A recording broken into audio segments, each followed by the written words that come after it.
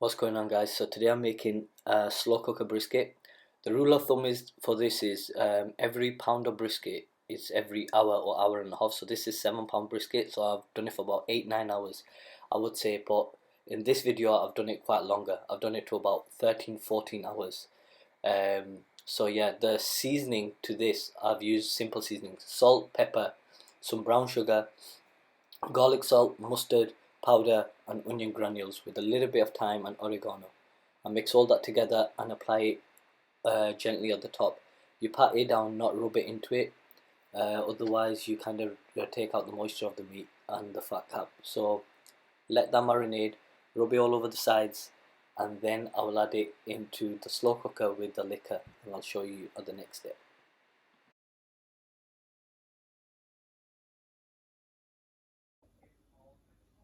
So at this stage you can see all the seasonings and all the herbs are into the brisket.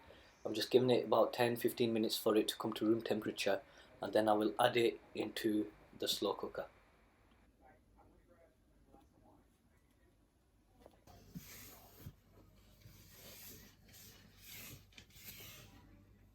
So once the slow cooker is placed in the brisket, next step is the liquor.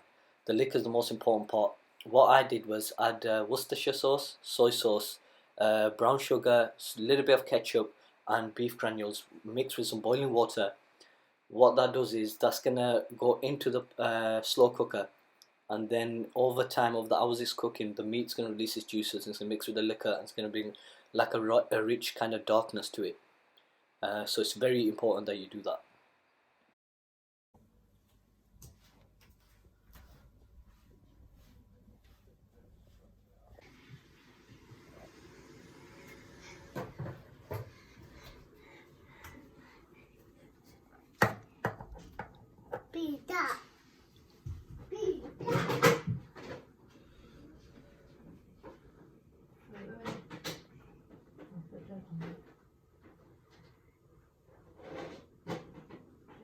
You can see the sugars and the herbs and the spices have all caramelized at the top but not burnt.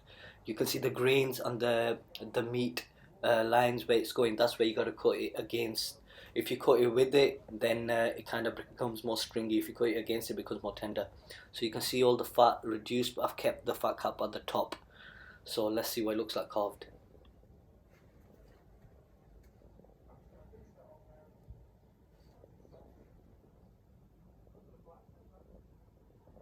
So now I'm gonna start to carve it, and you can see is where the grains going. The grains are going towards the right, so I'm gonna cut it against it. But because it was my first time, it was a bit difficult trying to figure out the graining. When the seasoning's done, you kind of don't get to see where it goes, but it was unbelievable. It was tender. You can remove the fat cap off and then start carving it, or divide it by two and then start carving it, whatever's best. But remember, barbecue takes like 10, 12, 20 years for you to master. So it's my first time, but I'd say for first time I think I did really well. I'm quite happy with that. I'd rate myself like a 7 out of 10, which is really high for me. The meat's absolutely tender, had a nice kind of texture to it, just literally perfect. So yeah, I can't really complain with that.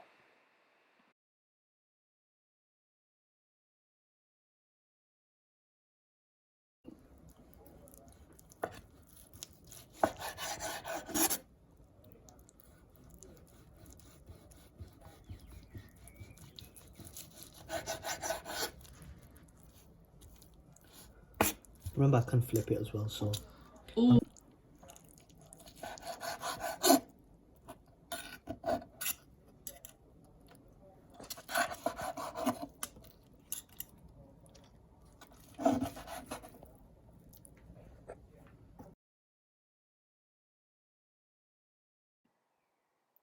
Remember, also one thing I've noticed is that the longer you let it rest, the more juices it stays in. But obviously, I couldn't wait, so yeah, you can do this with whatever. So people say, what could I accompany this with? You can do it with corn, mac and cheese. You can do it with fried chicken. We kept it simple. We just did barbecue brisket sliders. Oh yeah, another key thing, just a touch of barbecue sauce as well helps. So what we did was we shredded it, we put it on some soft Warburton bread with a little bit of cheese, barbecue sauce over the brisket, and just eating it like that. Just keeping it simple, let the meat sing out itself. Kept it really, really, really simple. But there's many alternatives you can use. You can use different flavors, different ways, different rubs. But for me, I thought with the sliders, the barbecue brisket sliders, that worked perfectly for us. But yeah, let me know what you guys think anyway. I did it in the slow cooker, so it wasn't quite smoked. But my next step will be the smoked way, which is more time consuming. But let's see what I do when I do it the natural way. Anyways, take care, guys.